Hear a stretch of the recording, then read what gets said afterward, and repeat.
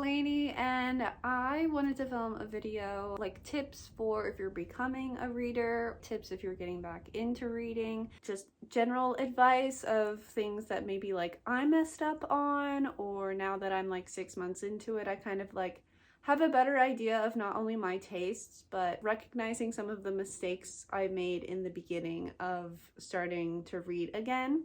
So the first tip I have is figuring out what tropes you like. So I think like one of the first things that I really struggled with was finding books that I liked to read. I knew that I liked action adventure movies. I loved the horror genre. I just loved anything that was like super high stakes and thrilling. And since I had already had like a knowledge of some of the more 5-star reads that I had picked up when I was a teenager, I kind of had a better idea of maybe what I would like in my adult life. But I think kind of finding the tropes that you like in the movies that you watch, the shows that you watch, or like any really the media that you consume, kind of what interests you the most, I think is a great way to get back into reading, even if it's something like nonfiction. Like I read a lot of nonfiction because I was in therapy again and I was kind of struggling with my mental health, so I was reading a lot of nonfiction mental health books, and that kind of like helped me get used to reading again. But if you know there are just like popular themes in the stuff that you like, then I would recommend finding books that are similar to that. Then number 2, I would highly recommend, I think this is a lot that actually people mess up on. They just kind of like go to a bookstore and they buy like a bunch of books. But I highly recommend getting a library card, even getting like Kindle and Kindle Unlimited, I think is far cheaper. I know the initial cost of like $100 and some is like so much, but if you honestly think about it, getting a Kindle and then like having the opportunity to only pay $11 a month to find a bunch of books that you might like is honestly so great. I love having a Kindle and I love Kindle Unlimited because there are so many genres I want to try, but I'm like really hesitant on trying because I don't know if I'm gonna like it, and I feel like it takes the pressure off of having to finish a book because you bought it. So then you kind of end up suffering through it instead of like just DNFing it and finding a book that you might actually enjoy. There's also so many audiobooks, not only on Audible, but also on Spotify Premium. Like I personally love listening to romance books when I go hiking, when I'm in the car, when I'm doing chores around the house. I recently moved to a new place and I found that listening to audiobooks was so great. It almost like made me enjoy what I was doing and like enjoyed moving and enjoyed cleaning because I had an audiobook to listen to that I was like genuinely enjoying. But I know there's so many popular titles on Spotify right now. Fourth Wing is available. I know there's so many romance books. Powerless is available. But yeah, those are like cheaper alternatives than just like going to the bookstore and spending like $80 on 5 books you might not even like. Number 3 is finding out what titles or authors are popular in the genre you're most interested in, because the likelihood of you liking that book is much higher than maybe if you were to find something that like not a lot of people have talked about. It's just like a safer way if you are really committed to buying physical books to be like, oh, I might like, the chance of me liking this book is super high. I know when I was interested in kind of discovering Romantasy, I did buy Fourth Wing, which I ended up like 6-starring the whole series. Like I loved it so much. Hitting that 5-star read, like when you hit the 5-star read, you're on like this high where you're like, I need to find my next 5-star. Like, I cannot believe that book was that good. That was jaw-dropping. I could not put it down. It got me so excited to read more books. So I think like it's really important to kind of like make sure you're preventing yourself from maybe like being bored with books and being like, oh my god, this is why I haven't read for X amount of years, because the books, like reading just isn't exciting, when in reality it might be like you just haven't found something that you're like super into. Then number 4 is consuming book content. I think finding a lot of booktubers that maybe have similar tastes is really good, because you might find a book that you'll end up loving that you really haven't heard before because it's not super talked about. So for example, like I love Just Allie, and I remember her reading Phantasma, and that was my very first 5-star read. And then I ended up trying to find books that were like that book, and then I ended up finding Fourth Wing, and then I ended up finding Alchemised. and it kind of reminded me of the book that I read when I was a teenager, Caraval, because they both had like trials and romance, and it was like darker fantasy vibe. And then I kind of like just branched off from there and was like, okay, let's find books that are like Phantasma.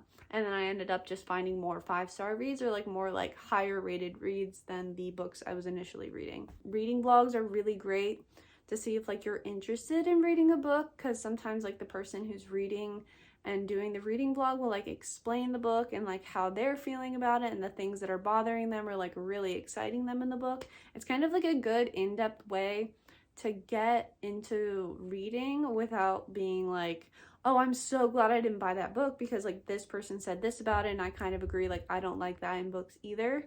Number 5 is choose a standalone book or something that's like 350 pages or less. And I know that's really hard to do in the fantasy genre because there's just so many series, because it can feel a lot less like a commitment and less intimidating than if you were to go pick up like an 1,000-page book and be like, well, I hope I like this. And I feel like when you're starting to pick up reading again, your patience is like, not to say you're impatient, you're just like quickly trying to get through the book, because then you should just DNF it. But like, you can't really, at least in my personal opinion, it was hard for me to even get through like 20 to 30 pages, but now I can read for like hours and hours and hours. So I feel like picking something up that's like 350 pages or less, or a standalone, can be like, wow, I feel accomplished now that I have finished this book, and it makes me want to read more books, because I feel like it feels super productive and it feels like you like accomplish something when you finish a book, and then that accomplishment makes you feel more motivated to like continue reading. And then the last thing I have on here is start small and don't force yourself to read books you don't like. I had such a problem doing this in the first couple books that I read. I read The Silent Patient. I did not like that. And then I read Lights Out by Navessa, and I didn't like that. I wasn't sure if it was like I didn't like dark romance at the time, or if like I just didn't like their style of writing. It felt like a Wattpad book, and maybe when I was like younger I would have liked it a lot, but I just like think now that I'm like older and I'm just like into different types of romance stories, or like just into different types of genres in general, like it just wasn't for me. Then after that I had read Butcher and Blackbird by Brynn, and I ended up 5-starring that book. It's a dark romance, it's part of the Ruinous Love trilogy, and it's the first book in the Ruinous Love trilogy. But after that book I was like, oh my god, I have to find something that's exactly like this book. Like, it's just so good. And it's so funny looking back, because there was so much time between Butcher and Blackbird and Phantasma, but they have such similar themes.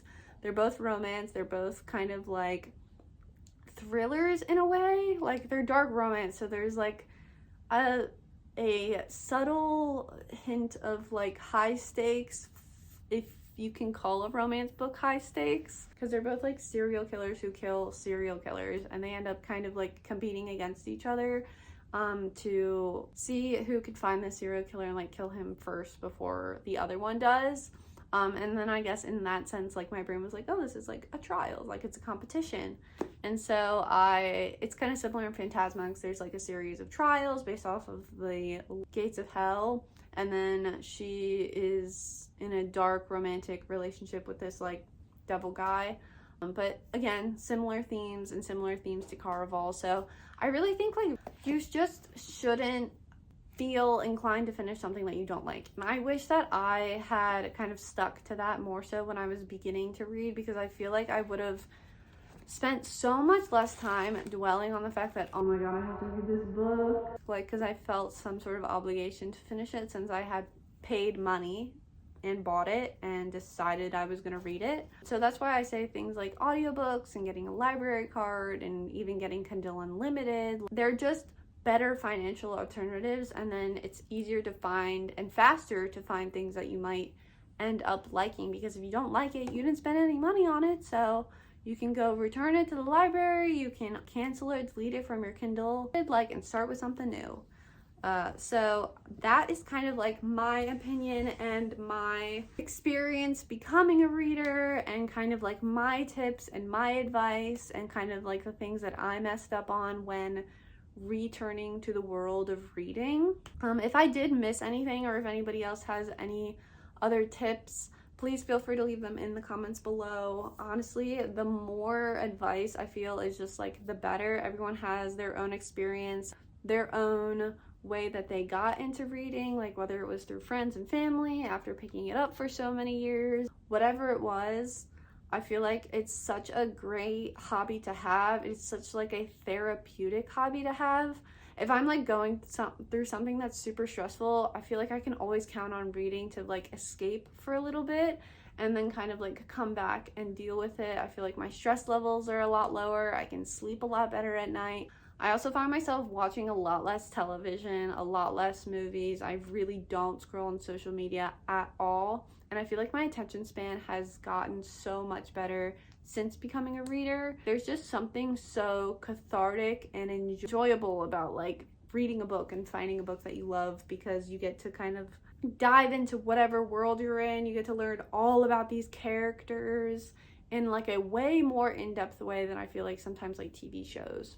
Again, if there's anything I missed, feel free to leave it in the comments below, but happy reading.